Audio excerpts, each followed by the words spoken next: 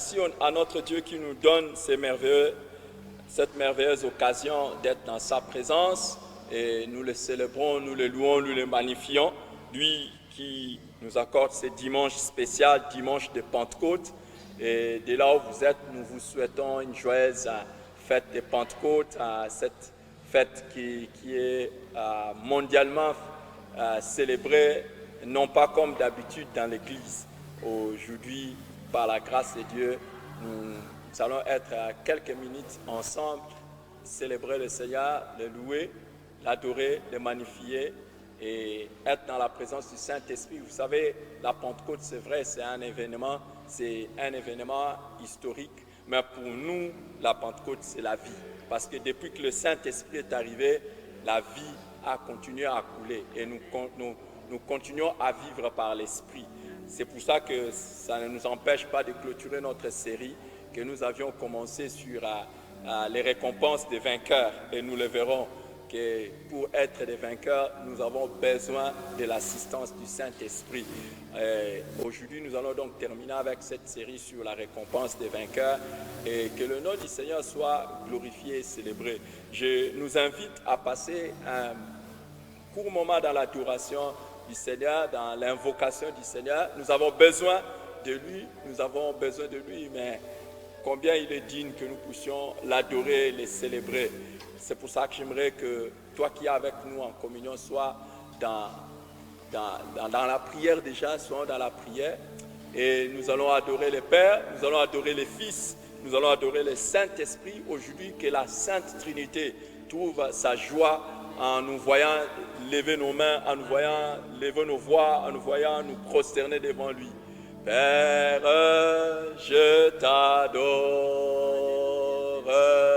oh, je te donne ma vie, oh, je t'aime tant. Père, je t'adore, je te donne ma vie, oh, je t'aime tant. Fils de Dieu, je t'adore, je te donne ma vie, toute ma vie, je t'aime tant. Oh, Fils de Dieu, je t'adore, je te donne ma vie, oh, toute ma vie, je t'aime tant. Oh, Saint-Esprit, je t'adore, je te donne ma vie, oh, je t'aime tant. Oh, Saint-Esprit, je t'adore, je te donne ma vie, oh, toute ma vie, je t'aime tant. Oh Seigneur, nous t'adorons, oh notre Dieu, nous t'adorons. Élève ta voix et adore le Seigneur. Élèvons nos voix et adorons le Seigneur notre Dieu. Oh, alléluia, alléluia, oh, alléluia. Père Saint, nous t'adorons. Père Saint, nous te célébrons. Père Saint, nous magnifions ton Saint-Nom. Père Saint, nous plaçons ton nom au-dessus de tout le nom. Ton nom est digne. Éternel des armées, ton nom est honoré au-dessus de tous les noms. Ton nom, sa place, c'est au-dessus de tout ce qui peut se nommer. Oh Jésus, tu as reçu même du Père le nom au-dessus de tous les noms, afin qu'au nom de Jésus-Christ, tous genoux fléchissent dans le ciel, sur la terre et sous la terre, et que toute langue confesse que Jésus-Christ est Seigneur, à la gloire de Dieu le Père. Oh, sois célébré, oh, sois loué, oh, sois magnifié, oh, sois à jamais magnifié. Alléluia, alléluia.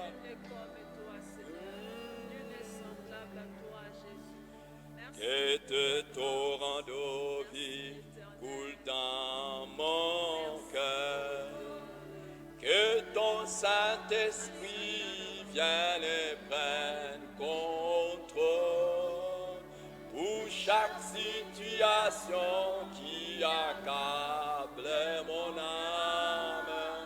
À tes pieds je dépose tous mes problèmes et mes fardeaux. Père, Père, Père, Père, oh Père, chantons Père, oh Père céleste, Père, oh Dieu d'amour, Père, chantons Jésus, Jésus, Jésus, Jésus, Jésus, Jésus, chantons Jésus, Jésus, Jésus, oh notre roi, Jésus. Oh, l'Esprit de Dieu, Esprit, Esprit, Esprit,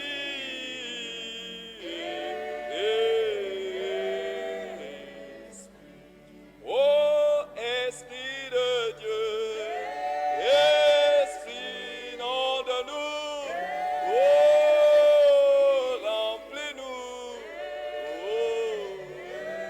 oh, Esprit, oh, remplis-nous, Saint-Esprit, oh, remplis-nous, Tout-Puissant, oh, remplis-nous, Esprit vivant, oh, rends-nous la vie, rends-nous la vie, enflamme nos âmes,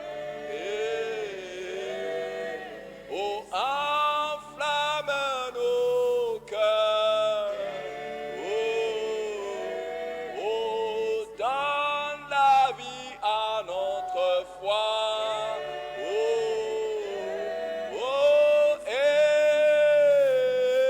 Esprit, oh, Jésus,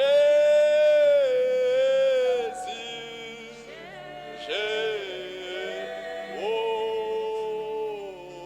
Jésus,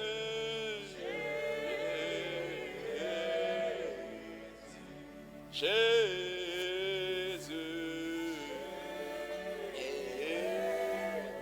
oh, notre Sauveur,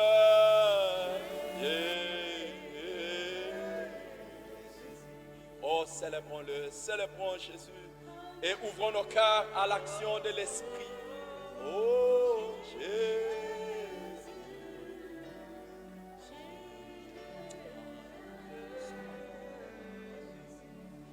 Alléluia.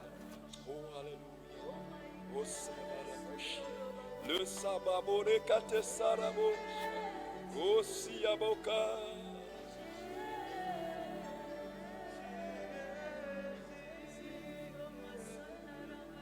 Je t'aime plus que tout, je t'aime plus que tout, je t'aime. Seigneur, je te donne ma vie. Je te donne ma vie. Seigneur, je te donne ma vie. Oh, moi je t'aime tant, je t'aime, Jésus, plus que tout, je t'aime. Oh, oh, plus que tout, je t'aime. Oh, Seigneur, je te donne ma vie. Seigneur, je te donne ma vie. Seigneur, je te donne ma vie. Oh, moi je t'aime tant, je t'aime. Mon Seigneur, plus que tout, je t'aime. Tendre Père, plus que tout, je t'aime. Saint-Esprit, Seigneur, je te donne ma vie. Seigneur, je te donne ma vie. Seigneur, je te donne ma vie. Oh Seigneur, tu mérites nos vies. Tu mérites plus que nos paroles. Tu mérites plus que nos mains levées. Tu mérites plus que nos corps. Tu mérites toute notre vie, Seigneur. Alléluia. Alléluia. Oh, alléluia. Tu mérites plus que l'éternel des armées, oh mon Dieu, de nos offrandes. Tu mérites plus que tout ce que nous pouvons t'apporter. Tu mérites nos vies, Seigneur. De toutes les façons, nos vies viennent de toi. Nos vies viennent de toi. Nos vies viennent de toi. Éternel des armées, d'ailleurs, sans toi, nous ne sommes rien. Sans toi, nous ne sommes rien. Sans toi, nous ne sommes rien. Sans toi, nous ne sommes rien. Oh, gloire, gloire à ton nom. Merci Seigneur. Oh, gloire à Jésus. Alléluia. Alléluia. Alléluia. Merci Seigneur. Saint-Esprit, par ta parole que tu as inspirée à tes saints prophètes, apôtres, à tes saints messagers, parle-nous. Instruis-nous. Au nom de Jésus-Christ. Amen. Gloire à Dieu. Je voudrais que nous puissions terminer cette série que nous avons commencée de la récompense des vainqueurs. Et aujourd'hui, nous allons toucher la dernière église à laquelle Jésus-Christ s'adresse dans les livres d'Apocalypse. Pendant quelques minutes, nous allons échanger ensemble et nous allons voir quelle récompense Jésus-Christ donne aux vainqueurs et que devons-nous faire pour avoir cette récompense et pourquoi surtout il nous faut lutter à tout prix pour avoir cette récompense. Dans Apocalypse chapitre 3, les versets 14, il est écrit ceci. Écrit à l'ange de l'église de Laodicée. Voici ce que dit l'Amen, le témoin fidèle et véritable, le commencement de la création de Dieu. Je connais tes œuvres. Je sais que tu n'es ni froid ni bouillant. Puisses-tu être froid ou bouillant? Ainsi, parce que tu es tiède et que tu n'es ni froid ni bouillant, je te vomirai de ma bouche. Parce que tu dis, je suis riche, je me suis enrichi et je n'ai besoin de rien. Et parce que tu ne sais pas que tu es malheureux, misérable, pauvre, aveugle et nu, je te conseille d'acheter de moi l'or éprouvé par le feu, afin que tu deviennes riche, et des vêtements blancs, afin que tu sois vêtu, et que la honte de ta nudité ne paraisse pas, et un collier pour oindre tes yeux, afin que tu voies. Moi, je reprends et je châtie tous ceux que j'aime. Aie donc du zèle et répands-toi. Voici, je me tiens à la porte et je frappe. Si quelqu'un entend ma voix et ouvre la porte, j'entrerai chez lui, je souperai avec lui et lui avec moi. Celui qui vaincra, je le ferai asseoir avec moi sur mon trône, comme moi j'ai vaincu et je me suis assis avec mon Père sur son trône. Que celui qui a des oreilles entende ce que l'Esprit dit aux églises. Amen. Gloire au Seigneur, c'est la dernière église à laquelle Jésus-Christ s'adresse dans les livres d'Apocalypse, parmi les 7 églises d'Asie mineure, quand il parle à Jean. Et nous l'avons déjà vu au départ que ces églises étaient des églises qui existaient réellement sur le plan historique, mais également nous l'avons vu aussi que prophétiquement ces églises étaient en train de dépeindre l'image de l'église à travers l'histoire. Et Laodicée, tout le monde s'accorde à dire que Laodicée, c'est l'église qui reflète l'image de l'église du temps de la fin. Donc, c'est l'époque de la fin et ça, il n'y a aucun chrétien sérieux qui peut vous nier cette évidence que nous sommes au temps de la fin. Donc, ce message est à propos ici aujourd'hui dans l'église du temps de la fin. Et Jésus-Christ promet une récompense extraordinaire. Il promet une récompense extraordinaire. Il dit à celui qui vaincra, je le ferai asseoir avec moi sur mon trône, comme moi j'ai vaincu et je me suis assis sur le trône de mon Père. Aujourd'hui, la Bible nous décrit Jésus-Christ comme étant celui qui est assis à la droite de Dieu.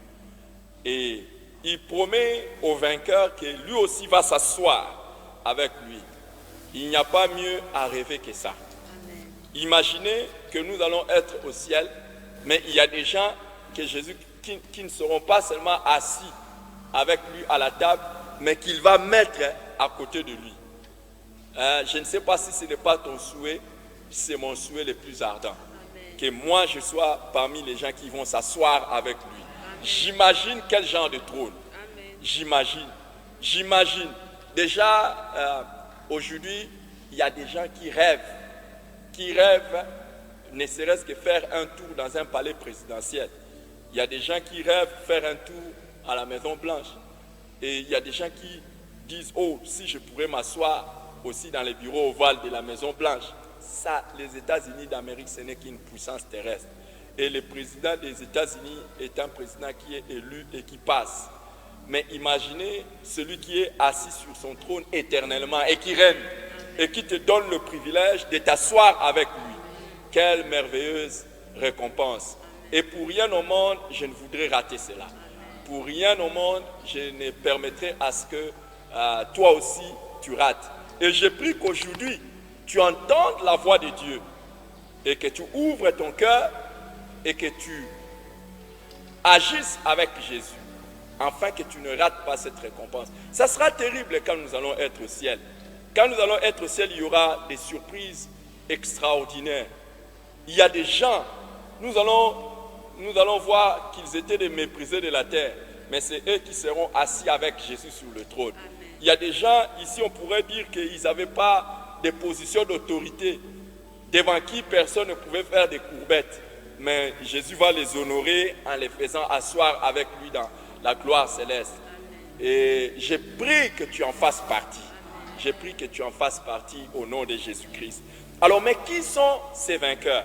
Quand nous regardons dans le livre de Laodicée, et nous allons voir qui sont les vainqueurs et qui sont ceux-là que Jésus-Christ va faire asseoir avec lui sur son trône. Il parle à l'église de Laodicée et il commence par leur dire, je connais tes œuvres. Et quand il dit, il connaît nos œuvres, nous l'avons déjà vu. Il n'y a personne qui échappe à Dieu. Il n'y a personne qui échappe aux yeux de Jésus-Christ. Il nous connaît dans tout notre être. Et il sait qui nous sommes véritablement. Il sait quel est l'état de notre esprit, comme pour prendre l'expression que nous avons l'habitude d'utiliser, quel est l'état d'âme de chacun. Nous pouvons nous masquer devant les gens, mais nous ne pouvons pas nous masquer devant Dieu. Et pour prendre une expression des sciences médicales, Jésus-Christ a fait thermomètre pour mesurer quelle est la température de chacun. Il connaît le réel état de santé. Il peut faire le check-up et il fait le check-up et il sait qui est en bonne santé, qui ne l'est pas.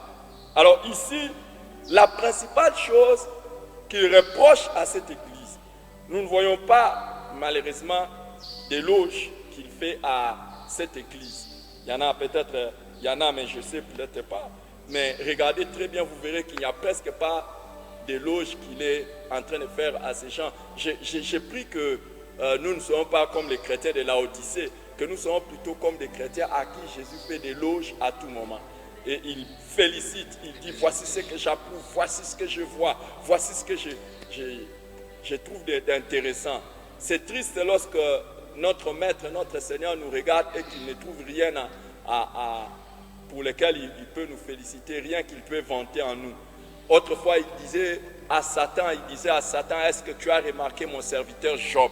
Tu as vu comment il est intègre. Donc, c'est la fierté de Dieu quand chaque fois, il peut avoir quelqu'un sur qui se taper la poitrine. Je prie que lorsque Dieu te regarde, lorsque Dieu me regarde, qu'il soit fier. Que Dieu soit fier et qu'il dise, voici mon fils, voici ma fille. Et qu'il ait des choses à dire à notre sujet. Mais hélas, ici nous n'en voyons pas. Bien au contraire, ce qu'il remarque à cette église de Laodicée, et j'espère vraiment que ce n'est pas notre cas.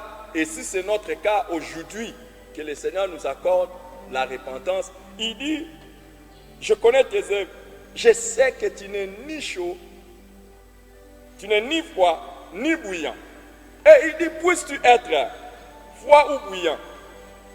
Ainsi, parce que tu es tiède, tu n'es ni froid ni chaud, je te vomirai de ma bouche. En fait, les vainqueurs de Laodicée, ce sont des chrétiens qui ne sont pas tièdes. Les vainqueurs de Laodicée sont des chrétiens qui sont bouillants. Alors, la question que nous devons déjà nous poser aujourd'hui, sommes-nous bouillants? Est-ce que tu es un chrétien bouillant? Ou bien tu es un chrétien froid ou un chrétien tiède? Les vainqueurs, ceux-là que le Seigneur va mettre sur son trône, ce sont des chrétiens bouillants, des chrétiennes bouillantes. Oh, j'ai pris que le Seigneur nous accorde la grâce d'être bouillants. Être froid dans la parole de Dieu, c'est être insensible. Et être insensible, c'est l'état de ceux qui sont encore loin de Jésus. Ceux qui sont perdus dans les péchés. Ceux qui sont encore dans le monde, entre les mains de Satan. Et être bouillant, ce sont ceux-là qui ont été sauvés par le sang de Jésus et qui marchent en nouveauté de vie, enflammés par le Saint-Esprit. Ils montrent du zèle pour Dieu, ils montrent du zèle pour son service, ils montrent du zèle pour la mission que Dieu leur a donnée. Et ils sont actifs dans leur relation avec Dieu, actifs dans le service de Dieu, actifs dans la vie avec Dieu, actifs dans l'œuvre de Dieu. Et ce sont ceux-là qui sont des bouillants. Ceux qui sont tièdes, ce sont des gens qui ont déjà été convertis, c'est-à-dire des gens qui ont déjà été convertis, mais dont l'amour pour le Seigneur, le zèle pour le Seigneur, la flamme pour le travail de Dieu a tiédi, a baissé. Et maintenant là, ils sont devenus tièdes. Si tu as quelqu'un à côté de toi, pose-lui la question, es-tu bouillant ou es-tu froid ou es-tu tiède? Et à moi de te poser la question, malheureusement, beaucoup de gens ne sont pas sincères. Et très souvent, nous ne sommes pas sincères pour dire je suis froid, je suis bouillant ou je suis tiède. La majorité des personnes, quand vous lui parlez, ceux qui ne connaissent pas Dieu, c'est-à-dire ceux qui sont froids, ceux qui sont perdus, si vous lui dites que tu n'as pas Dieu, tu as besoin de Dieu, très souvent, il va vous dire, moi aussi j'ai pris, moi aussi je connais Dieu. Tu veux m'apprendre quoi? Ils n'acceptent pas ça. Et à l'inverse, lorsque vous, de l'autre côté plutôt, Si vous rencontrez aussi des chrétiens qui autrefois étaient chauds, bouillants, en train de servir le Seigneur, vous lui demandez, est-ce que tu es froid, est-ce que tu es chaud? Tu vas entendre, non, ça va, tout va bien. Généralement, on n'accepte pas ça. Vous n'avez même pas besoin de poser la question aux chrétiens qui sont bouillants. Parce que vous savez, l'une des caractéristiques de ce qui est chaud, vous le voyez, pas seulement vous le voyez, vous le sentez. Quand vous approchez quelqu'un qui est bouillant, vous le sentez. Et les effets sont là. Les effets sont là. Mais avant que je ne développe la suite, laissons la Bible nous dire que c'est dangereux d'être tiède. Parce que Dieu dit que si tu n'es ni chaud ni froid, je te vomirai de ma bouche. Donc le fait d'être tiède t'amène à devenir détestable devant Dieu. Au point que Dieu a envie de te vomir. Et vous savez, Jésus a parlé de ceux qui sont sauvés et qui retournent dans les péchés comme des chiens qui vont manger ce qu'ils ont déjà vomi. Et c'était une image pour montrer que naturellement, quand on vomit quelque chose, on n'y revient plus. Donc il y a des gens que Dieu peut rejeter pour ne plus jamais y revenir. Oh, je prie que la grâce de Dieu nous préserve d'arriver à ce niveau-là où Dieu va nous vomir pour ne plus jamais nous récupérer. Dieu n'est pas un chien.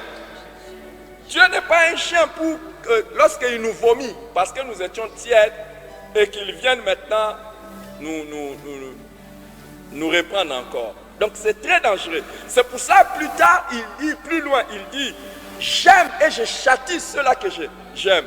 Répands-toi et aie du zèle.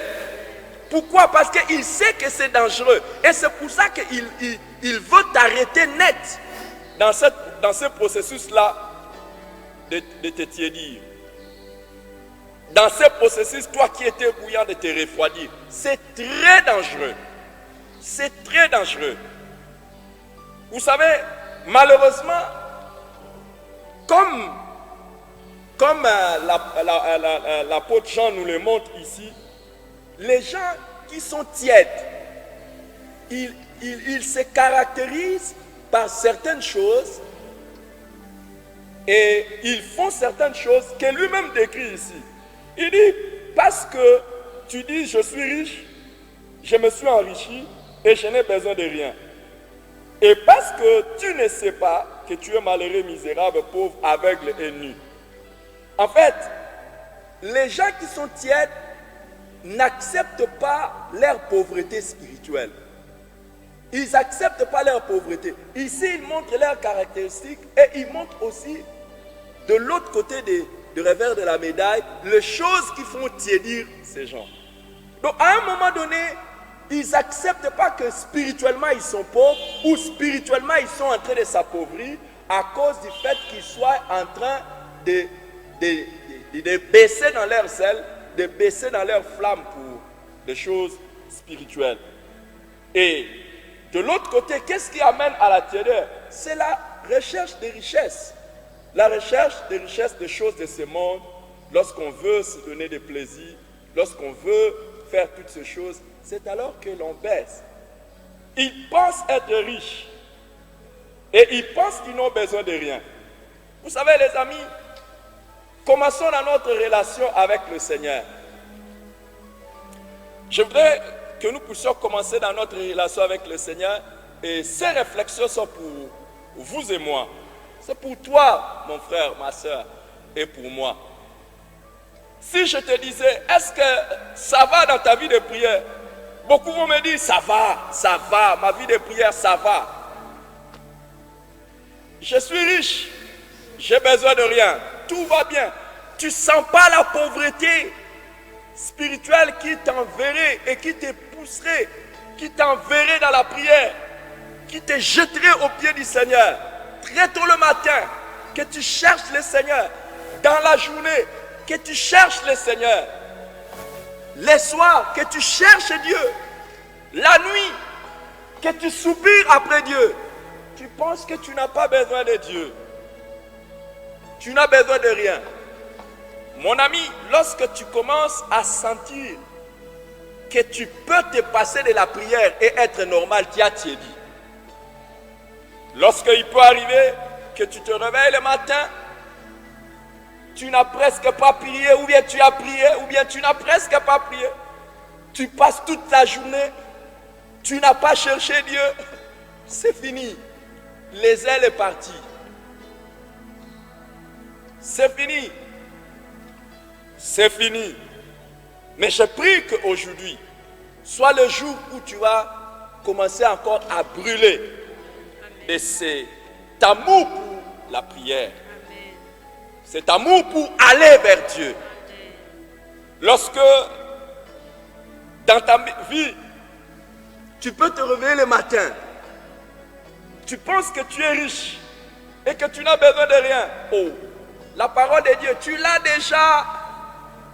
Est-ce que toi, tu as encore à méditer la parole de Dieu? Tu peux te passer et ne pas méditer la parole de Dieu. Dieu dit, médite cette parole jour et nuit, afin d'agir fidèlement d'après tout ce qui est écrit. Mais lorsque tu peux te réveiller, lorsque tu peux passer ta matinée, tu passes ta journée, tu passes des journées, tu passes des semaines, tu passes des mois sans avoir le goût de méditer la parole de Dieu, tu as déjà dit. Je sais que tu vas me dire, je suis riche, je n'ai besoin de rien. Donne-moi ton zèle pour la parole de Dieu. Vous savez, quand quelqu'un est pauvre, quand quelqu'un se sent affaibli, il cherche à manger. Et quand quelqu'un sent qu'il est rassasié, il n'a pas besoin de ça. La parole de Dieu est la nourriture pour nos âmes. Si tu passes du temps où tu ne médites pas cette parole, tu passes du temps où tu n'as pas soif, tu n'as pas faim de la parole de Dieu, tu es déjà devenu tiède. Et tu es au point que Dieu puisse te vomir. Alors, mais je sais, mon frère, que tu dis que tu es riche, que tu n'as besoin de rien. Vous savez, un jour, on a dit à Jésus, pourquoi tu fais toutes ces choses? Il dit, les ailes de ta maison me dévorent. Ça va faire plus de 2 mois. Ça va faire plus de 2 mois que les églises ont été fermées. Les lieux de rassemblement des croyants ont été fermés. Mais si pendant tout ce temps, ou même avant ce temps, tu ne brûles pas d'amour, du zèle de te rencontrer avec tes frères et tes sœurs, ça veut dire que tu as dit. Pendant toute cette période, les chrétiens bouillants sont en train de souffrir. Ils cherchent occasion, ils cherchent opportunité de se rencontrer et d'être ensemble. Ils sont bouillants. Rien au monde, pas une pandémie, pas le Covid-19 ne peut arrêter notre communion. Oh, distanciation sociale, oui, nous allons faire distanciation sociale, mais je veux me rencontrer avec mes frères et mes soeurs. Je veux aller dans la maison du Seigneur. Hélas, il y a même des églises qui ont fermé leurs bâtiments. Il y a même des gens qui ne se rencontrent pas et qui ne brûlent pas de ces ailes. Attention. Attention, attention, attention. Est-ce que les ailes de la maison de Dieu brûlent encore? Quand nous allons être au ciel, nous serons très surpris. Moi, je connais des gens. Ce confinement qui a été décrété dans le monde entier, cette distanciation sociale, qui sont de bonnes mesures, des précautions, qui n'ont rien de contre la parole de Dieu.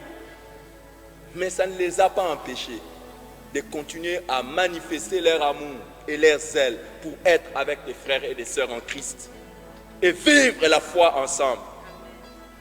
Ça ne les a pas empêchés. Ils brûlent de ces ailes et de tout leur cœur, ils prient et ils disent, Seigneur, à quand la reprise des activités de l'Église? Mais si toi, au contraire, tu te dis, oh, au moins on nous a donné un peu de congé. Parce que c'était, il fallait aller chaque dimanche, il fallait aller chaque mercredi, il fallait aller chaque... Oh là là là là là là. Tu es devenu tiède et tu es sur le point d'être brûlé. Ceux qui sont bouillants, Ce sont ceux-là qui brûlent du zèle pour le travail de Dieu.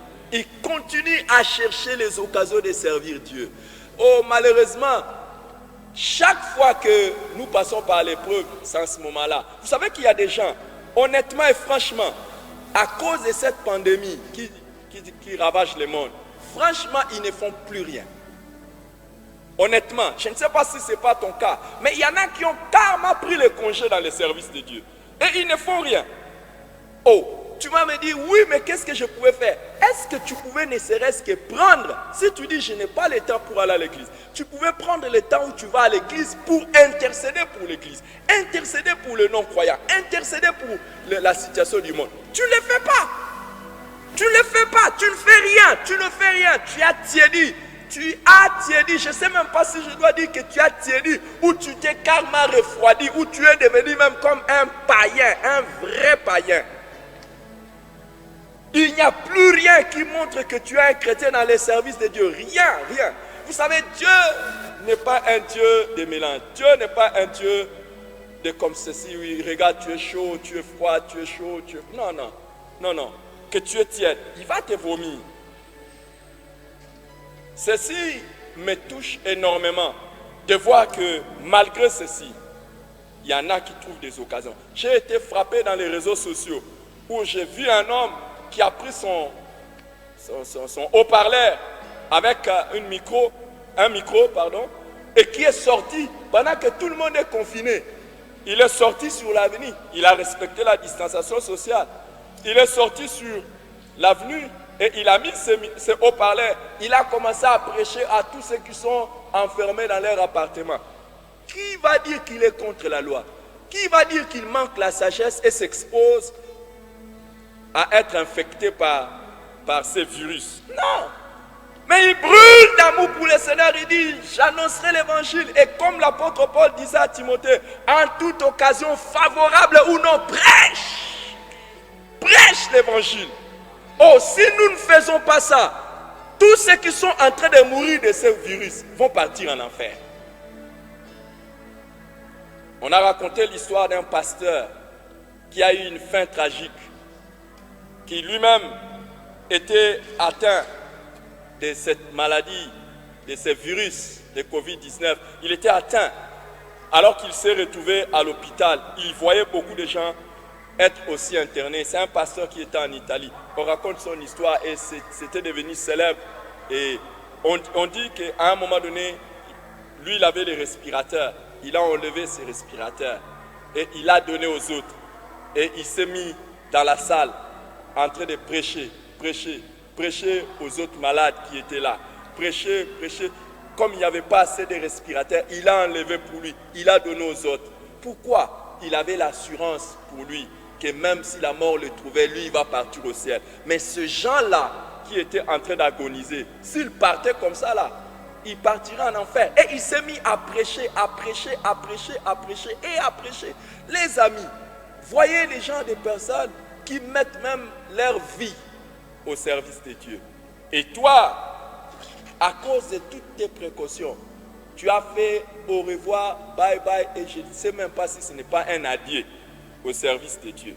Je prie vraiment que le Seigneur n'arrive pas au point de te vomir parce que tu es devenu karma tiède. Vous savez que à cause de cette épreuve que l'Église est en train de traverser, moi, votre frère, je suis aussi pasteur. Et en étant pasteur, il y a des choses que je remarque. J'étais en train de partager même avec certains frères. Je disais, des fois, il faut des épreuves comme ça pour voir des vrais chrétiens, des vrais membres d'église. Il y en a qui n'ont arrêté de tout ce temps à apporter leur offrande à l'église, à apporter leur dîme à l'église. Mais il y en a, oh là, ok, c'était un bon débarras. Depuis là, ils n'apportent plus rien à l'église. Vous voyez, dans le monde entier, tout le monde est en train de dire, il faut qu'on réouvre les activités, il faut qu'on réouvre, parce que c'est essentiel. On ne saura pas vivre. Et l'église du Seigneur, comment elle va vivre? Sans les offrandes, sans les dîmes. Mais il y en a qui ont complètement oublié ces choses. D'ailleurs, ils n'y pensent plus. Mais pendant ce temps, Dieu merci, nous avons vu qu'il y a des chrétiens qui sont fidèles et qui continuent à donner à Dieu régulièrement leurs offrandes et leurs dîmes. Oh, vous savez, en matière d'offrandes et de dîmes, il n'y a pas un temps où on n'a pas à donner. Et au contraire, dans les moments de crise, nos offrandes et nos dîmes prennent encore une valeur spéciale. On nous dit que quand il y avait la sécheresse, Isaac a sémé et il a récolté au centuple. Belle image des temps difficiles. Quand on sème, Dieu fait des miracles. Belle image. Et nous voyons cette femme qui n'avait que 2 sous. C'est tout ce qu'elle avait, mais elle a donné. Vous voyez dans la Bible toutes les personnes qui n'avaient rien, mais qui ont fini par donner le meilleur de ce qu'ils avaient. Et Dieu leur a béni abondamment. Mais toi, tu prends cette maladie pour justifier ça et dire que c'est ta vie. Ok. À côté de toi, n'oublie pas, il y en a qui sont bruyants. Il y en a qui sont chauds. Et voici les caractéristiques de ceux qui sont tièdes. Ils baissent dans l'amour avec Dieu, dans l'amour de la parole, dans l'amour pour l'Église, dans l'amour pour les services de Dieu. Mais ce qui est caractéristique, c'est ce que Jean dit. Il dit ceci, regardez ce qu'il leur dit. Malheureusement, il dit, parce que tu ne sais pas que tu es malheureux, misérable, pauvre, aveugle et nu. En fait, ce sont des gens qui sont des malheureux. Quand tu deviens tiède, tu es un malheureux. Quand tu ne pries plus, tu es un malheureux. Mais toi, tu ne sais pas, tu penses être à la hauteur. Tu es aveugle, tu ne sauras même plus avoir les révélations de Dieu. Tu ne sauras même plus voir les diables qui t'attaquent. Tu ne sauras plus même savoir comment tu t'es déjà retrouvé entre les mains ou dans la casserole du diable. On raconte l'histoire de cette grenouille qu'on voulait bouillir. Chaque fois qu'on les jetait dans l'eau, chaude, la grenouille bondissait et sortait. On a trouvé un moyen pour le bouillir. On a mis de l'eau chaude. On a commencé à augmenter la température un peu. Et la grenouille s'accommodait à la température montante. Mais jusqu'à ce qu'elle ne s'est pas rendu compte que c'était déjà devenu très chaud. Et il voulait aller. Et la grenouille avait déjà perdu ses capacités. Vous savez que si le diable a envie de te cuire, il ne va pas te faire bondir dans des choses mauvaises directement. Il va te prendre petit à petit. Il te prend petit à petit, il te met dans une distraction, dans des petites distractions, comme certains sont devenus des champions des réseaux sociaux ces temps-ci. Ils sont dans les réseaux sociaux, ils ne sont pas dans Dieu. Et il y en a qui sont devenus des champions avec la télévision, avec toutes ces choses, toutes les distractions qu'il peut y avoir, tout. Ils ne savent pas qu'ils sont en train d'être cuits. Ils sont malheureux, aveugles, nus, mais ils ne savent pas. Ils n'ont rien qui puisse les couvrir spirituellement. Ils n'ont rien à montrer à Dieu comme œuvre. Mais ils savent pas ça. Ils savent pas. Mais voici le conseil de Jésus. Il dit, je te conseille d'acheter les mois de l'or éprouvé par le feu afin que tu deviennes riche. Des vêtements blancs afin que tu sois vêtu et que ta honte et la honte de ta nudité ne paraissent pas. Et un collier pour oindre tes yeux afin que tu voies. La première chose que Jésus conseille, c'est d'acheter de l'or éprouvé par le feu. Quand nous regardons dans 1 Pierre chapitre 1, le verset 7, on nous parle de notre foi plus précieuse que l'or qui est éprouvé par le feu. En fait, quand ici, Dieu nous conseille d'acheter de l'or éprouvé par le feu, il fait référence à une foi qui résiste à la tentation. Les tentations, ce sont des sollicitations alléchantes du diable ou les difficultés qui mettent notre foi à l'épreuve. Alors, achète ça. Et cette foi qui va refuser à partir d'aujourd'hui toute sollicitation au péché. Et une foi qui va résister à toute difficulté. Achète cela. Et la deuxième des choses que Jésus conseille d'acheter, il dit, achète des vêtements blancs afin que tu sois vêtu et que la honte de ta nudité ne paraisse plus. Achète des vêtements blancs. Les vêtements blancs C'est le symbole des œuvres justes ou la marche dans la sanctification. Prends la décision de commencer à marcher dans la sanctification. Ma femme est là. Par la grâce de Dieu, j'ai quelques vêtements blancs. Mais rien n'est difficile que de porter des vêtements blancs. Pourquoi? Comme on a porté nos vêtements aujourd'hui là, ça peut être tacheté quelque part, mais ça ne sera pas visible. Mais quand c'est un vêtement blanc, tu dois prendre des précautions là où tu vas t'asseoir, comment tu marches, et même quand tu manges, tu vas faire tout le temps attention. Et c'est ce que Dieu veut, hein, quand il nous dit achète des vêtements blancs. Au fait, aie l'essence aiguë de la sanctification. Aie l'essence de la surveillance afin que rien de souillé n'entre dans ta vie. Aie l'essence de rejeter tout ce qui est mal, de t'éloigner de tout ce qui est mal. Vous savez, quand vous avez un vêtement blanc, vous ne permettez pas à n'importe qui de vous toucher de n'importe quelle manière. Parce que sinon la tâche va être visible. Et Jésus voudrait cela, que nous marchions dans une telle dimension de sanctification.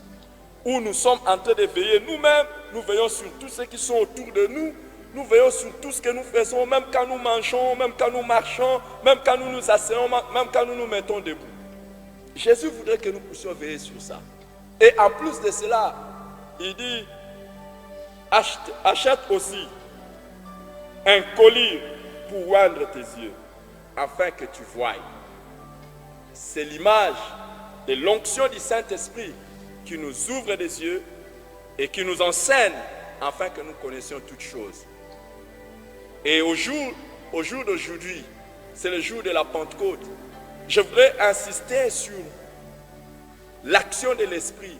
Ouvre-toi à l'action de l'Esprit afin que tu reviennes encore dans les choses spirituelles. Laisse le Saint-Esprit te toucher.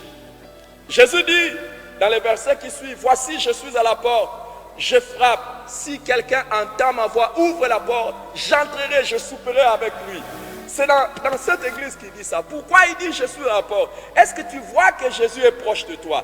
Quand déjà tu écoutes ces messages, c'est Jésus qui te parle. C'est Jésus qui t'interpelle. C'est Jésus qui veut ton retour. Il dit je châtie celui que j'aime. Répands-toi. Et quand il dit je me tiens à la porte et je frappe, vous savez quand on frappe c'est un mouvement. Aujourd'hui je crois qu'il y a un mouvement de l'esprit qui se passe dans ton cœur. Il y a un mouvement de l'esprit qui se passe dans ton cœur qui te dit reviens, reviens, sois bouillant, sois bouillant, sois bouillant, sois bouillant, ne sois pas tiède, ne sois pas tiède. Ouvre la porte et laisse-les entrer. Tu goûteras à la joie de la communion avec le Seigneur. Il dit j'entrerai, je souperai avec lui. Il n'y a rien de meilleur que d'être dans la présence du Seigneur, de souper avec lui. Il dit, celui qui vaincra, je ferai asseoir avec moi sur mon trône. Si tu es bouillant, reste bouillant. Et si tu es tiède, ouvre ton cœur à l'action de l'Esprit. Laisse le Saint-Esprit te réveiller. C'est le jour de la Pentecôte. Nous aimons la prière. Nous aimons l'adoration. Nous faisons la meilleure adoration par le Saint-Esprit. Les vrais circoncis, disait Paul, c'est nous qui rendons à Dieu un culte par l'Esprit. Cette parole ici, nous l'aimons, nous la dévorons parce que l'Esprit de Dieu nous rend vivants. Nous aimons le Seigneur, nous aimons notre prochain, nous aimons les services de Dieu parce que le Saint-Esprit met des affections divines en nous. Nous servons le Seigneur avec zèle parce que nous sommes revêtus de la puissance de Dieu. Ouvrons-nous à l'action du Saint-Esprit. Ouvrons-nous à l'action du Saint-Esprit pour qu'il nous donne la vie. Et nous vivrons par le Saint-Esprit. Et le Seigneur ne nous vomira pas. Bien au contraire, il sera en train de nous attendre pour nous faire asseoir à ses côtés. Et ça ne sera pas pour un jour. Ça sera pour l'éternité. Pour rien au monde, ne nous refroidissons. Pour rien au monde, ne baissons des ailes. Au contraire, que notre zèle, que notre flamme brûle, brûle encore, brûle encore, brûle encore, brûle encore, Seigneur, c'est notre prière. Seigneur, c'est notre prière. Que jamais nous ne soyons comptés parmi ceux qui sont tièdes. Et s'il y a mon frère, ma soeur ou moi-même, nous étions tièdes ou que nous commencions à devenir tièdes dans quoi que ce soit, Seigneur, pardonne-nous. Pardonne-nous. Pardonne-nous. Feu du fondeur, je n'ai qu'un désir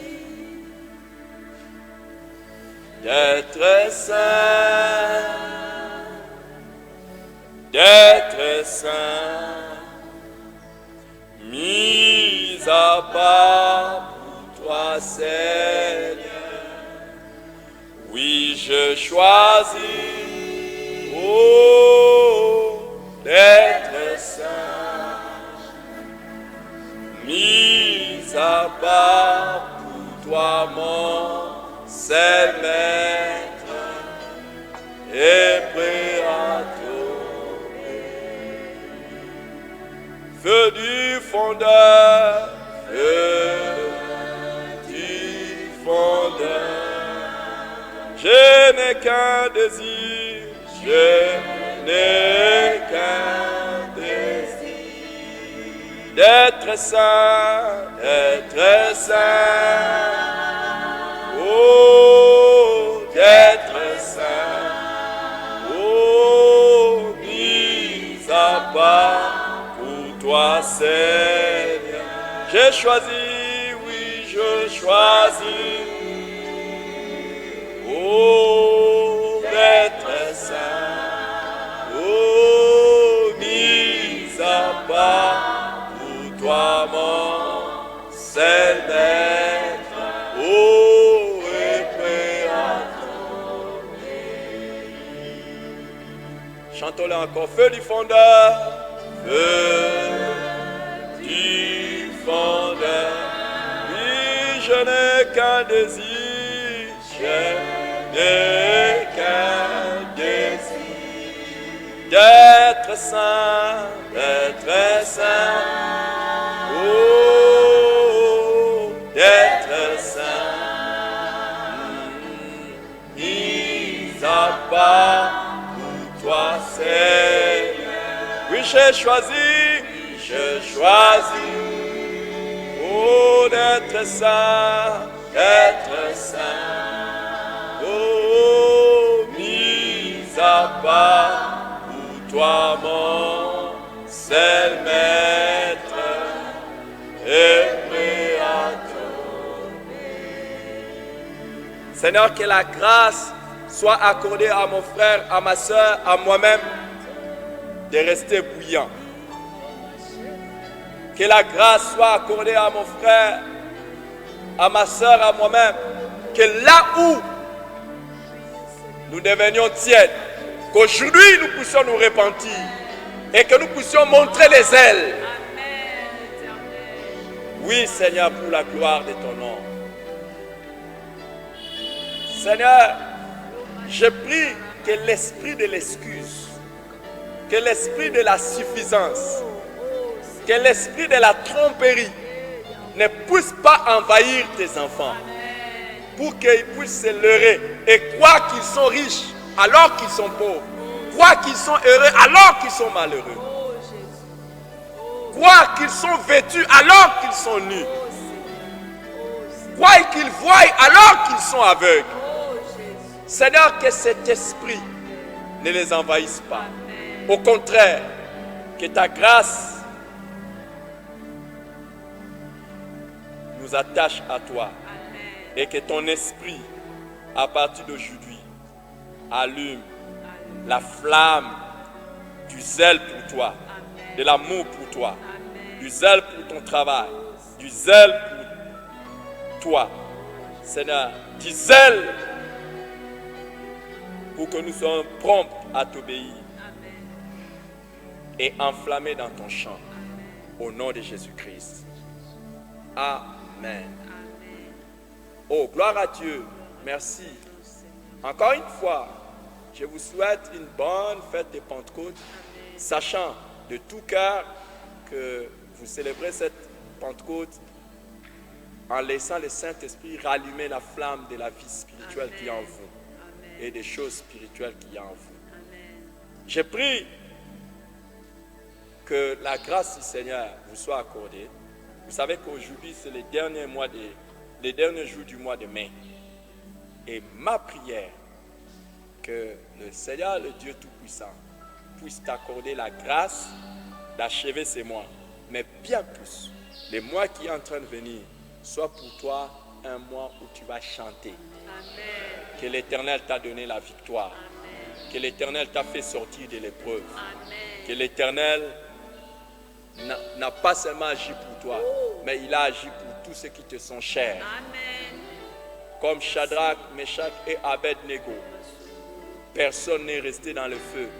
Aucun des tiens, ni toi-même, ne passera par le feu. Amen. Mais ce mois de juin qui va commencer dans quelques minutes, toi et le Seigneur, vous soyez en train de célébrer la victoire. Amen. Célèbre la victoire. Amen. Célèbre la victoire. Pendant tout ce temps, nous allons avoir des programmes très spéciaux chaque jour et Dieu ne manquera pas de vous bénir. Amen.